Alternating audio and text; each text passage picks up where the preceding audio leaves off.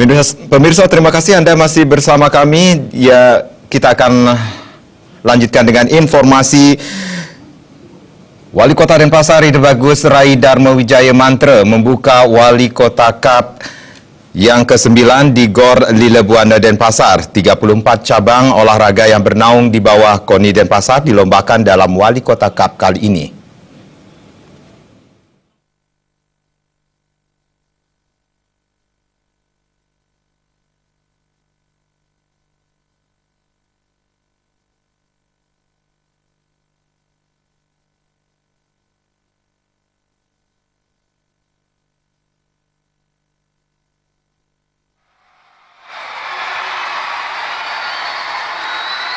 Ketua KONI Denpasar Ide Bagus Tony Astawa mengatakan Wali Kota Cup digelar untuk memperingati HUT ke-230 Kota Denpasar.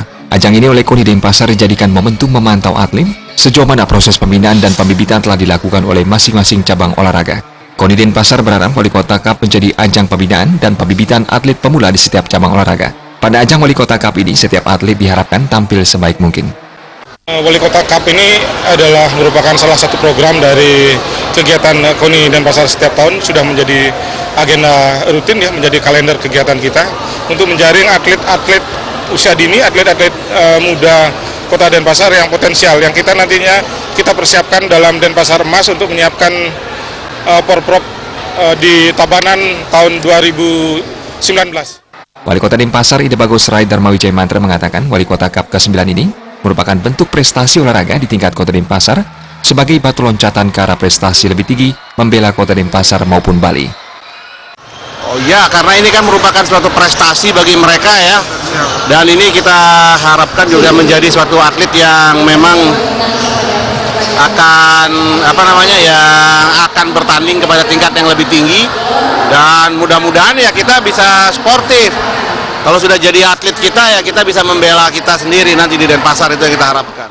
Sementara itu, Wakil Ketua DPRD Kota Denpasar Made Mulyawan Are yang hadir pada kesempatan tersebut mengatakan, atlet yang bertanding dalam Wali Kota Cup ini memiliki mental dan prestasi yang bagus sehingga layak membela Denpasar ke ajang yang lebih tinggi. Mengingat Kota Denpasar memiliki kemampuan pembinaan atlet sejak dini secara berkelanjutan.